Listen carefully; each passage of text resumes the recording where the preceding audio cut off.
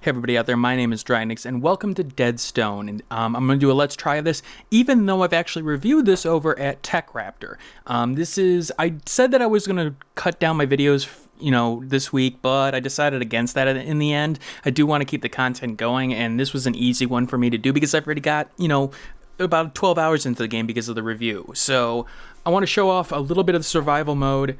The campaign mode does have different elements to it, but it's easier to show off the survival for the main mechanics of the game. So I'm going to do that. Alright, so you're Lieutenant Blake. You start off at a level 1 in survival. Now your survival mode is interesting because you start off with more cash as you play survival mode, so you'll gain cash that you can use later on. But you always start with 4 points to put into stats. So you have your speed. This determines how fast you move and how fast you reload. Your accuracy, how much bonus damage you do on a critical hit, as well as weapon handling. I'll get to more of those mechanics. Determine the number of turrets and mines you can deploy. In survival mode, they are power-ups, and so keep that in mind. Now, the biggest portion is Constitution, and that's important in survival mode, which I'm going to put everything in the Constitution. Well, why?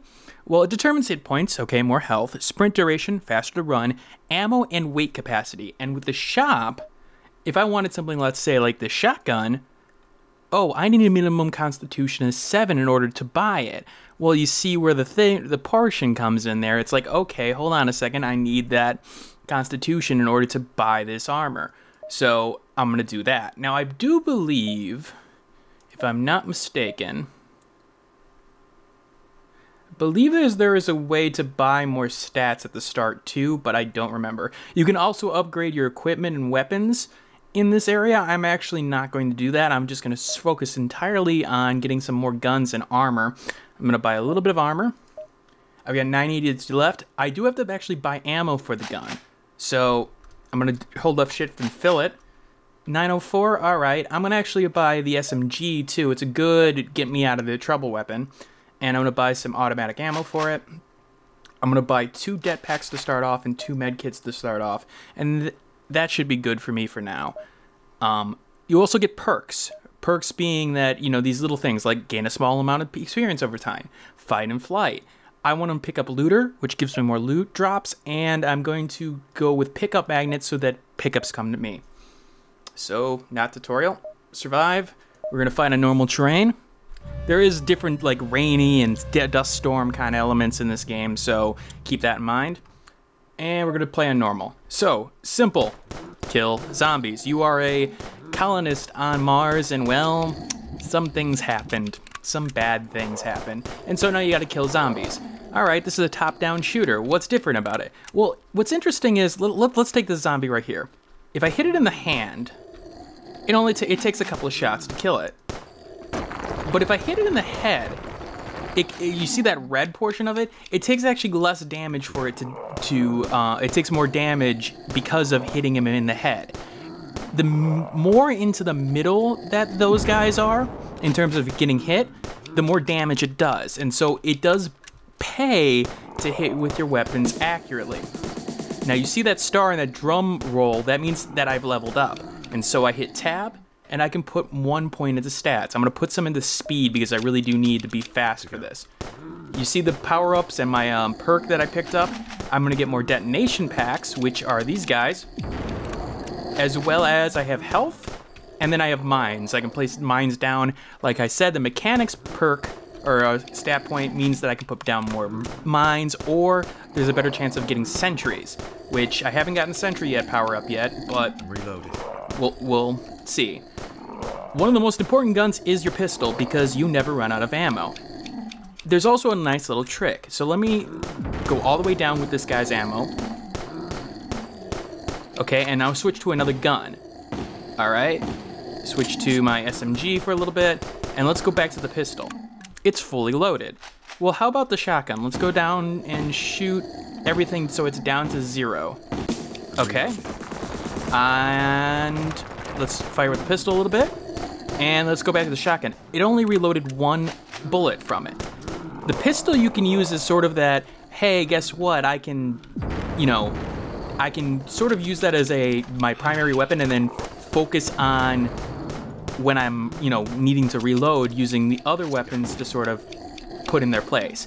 And then I can relax, when I have periods to relax, reload those other weapons. Okay, I need to put a stat in. I'm going to put up the speed. Every 2, you get a perk. And so I'm going to put tough guy, no. Which one do I want here? I believe I want either always learning or fight and flight. I'm going to put always learning. Gaining more experience for just walking around is good. I did pick up a teammate there, and teammate there. They'll stay around for a little bit before dying. All right, picked up ammo and then the dead pack there, as well as this health pack. So I can hold a maximum of 2 with the build that I have right now. That is a commander type. He makes zombies stronger with that green glow. Obviously, you want to kill him a little bit faster than everybody else. You do see a radar in the bottom right-hand screen, and that is important just to keep in mind where things are and try to get a jump on them. Managing where you are on the field and where zombies are is important.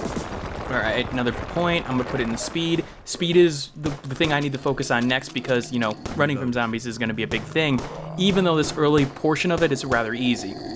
Trust me, you're gonna need those points later on. Okay. And shotgun. So the main campaign's similar to this, but there are different mechanisms. So the main mechanism is that those zombies that are crawling at me will actually crawl towards an enemy to your base. They go from the top of the screen to the bottom of the screen. If the zombies get to your base, they will try to kill a colonist, and most of the time they'll succeed unless you've got certain perks or certain abilities. The way the campaign works is that you got to get through all these nights without losing all your colonists. If you lose all your colonists, the game is over. And I mean over, not, oh, you know, start from another save point. I mean, it erases your save file, the game is over. That was a nasty surprise the first time I played it because apparently either I didn't listen or didn't see that, and I had walked off, you know, went to the bathroom, forgot to pause, apparently. Guess what happened? Yeah, lost a lot of progress there. It really sort of sucked for having to do the review, so I had a lot of stuff to do. Oh god. Right, and zombie dogs with explosives. Gotta remember about those guys. Alright, another stat. I'm gonna put more into speed, choose a perk. Sprinter. I want more ability to sprint. Yes, you can sprint with the shift key, and so that will get you out of some hairy situations at times. Zombie types, you know, you got the explosive dog there, the regular zombies. You do get zombies with guns later on, which, okay, that's strange, but I guess it's a mutagen kind of thing. So, alright, it works. As you see, more enemies are spawning as I go along, so I really need to keep up the pace and use that radar below me to try to do my best.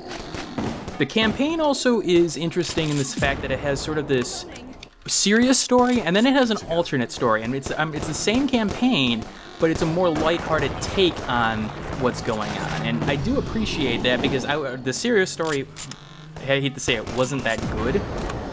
It's your typical zombie without anything interesting around it, but the sort of farcical take on things was actually really appreciated. I actually enjoyed that portion of it. You know, being self-referential, sort of poking fun at what was going on. I really did appreciate what they did on this. Now, let's see. Let's put a little bit into accuracy. What is the bad things about this game? Well, what you've seen so far... Okay, maybe not what you've seen so far. There is also a tower defense portion of this game. So those turrets that I was talking about and the mines, well, actually that would be before the regular campaign would start, and you would actually have to, you know, sort of set up your defenses in order to, you know, go against the zombies. Those turrets can be broken by the zombies. You'd have to pay to get them replenished. So there's that segment of it. So where does the game fail? Well, the game fails somewhat in the sense that what you've seen so far, somewhat it. The zombies that you run out of zombie types rather quickly, and while there is a sort of a, you know, pressure situation that you put on there, it starts to dissipate after a while, and especially if you have to redo the campaign when you've gotten a hang of things, then it's like, okay, I you know, things stay around way too long, and I think that's a big portion of where this game's faults come from. It's too long. which is a weird sentiment. A lot of games are too short nowadays. This one's too long because it doesn't bring anything new. People complain like about the Portal game, the original Portal. Well, it was too short. I disagree. I think the game was perfect for the length it needed to be without being too over the top. Trying to stretch things out way too much. All right, I want to use the point first because that may give me another regeneration. So perk points also do give you a different choice of abilities available. And you saw the zombie with a gun there, so keep that in mind. Don't want to get near that. That's a heart. I'm gonna want that. And that's a helper. I am out of ammo though. There we go. Let you take a little bit of damage from me. Those burrows can be stopped. They have enemies that come out of them, but they can be stopped with an explosive, as in closed right there. Put down some mines there. I always forget about the mines that I need to place down. Other than that, again, the biggest drawback of this game is, yeah, it gets old rather quickly, and especially with the fact that the variety starts to wear down, especially in the campaign, almost halfway through the campaign, and so it feels like you're just doing things over and over again. Now, it can be thrilling to get through a section without, with barely, you didn't lose a colonist, but you got through on the skin of your teeth. Yeah, but after the third time it happens, it feels like more like, okay, it's eventually going to take us over. Why are we doing this again? Other than that, the gun variation, there could be a lot more gun types. There are only 4, and really they all serve the same purpose. There isn't any unique mechanism in terms of, a gun having something really special about it. It just doesn't have that at this point, and that's sort of disappointing as well.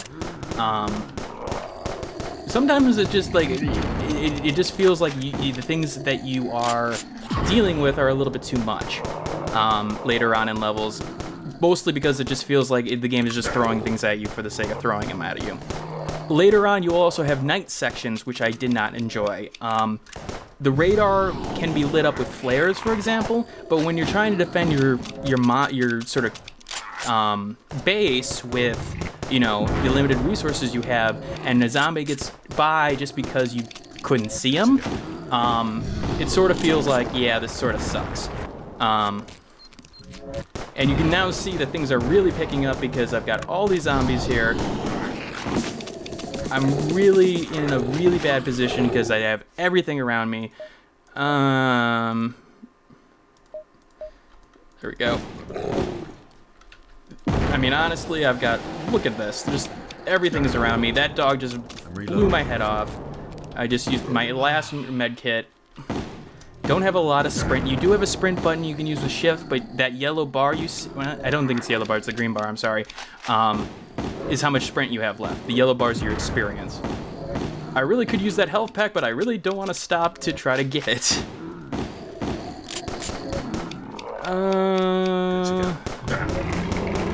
So trying to kill what you need to stay alive is important, and I'm going to die very shortly here because I really don't have anything left to give. Come on, come on, come on. I'm so dead. I'm so dead. That guy teleports. I'm so dead. I have a mine. Alright, come on. At least I will take as many of them as I can out with me.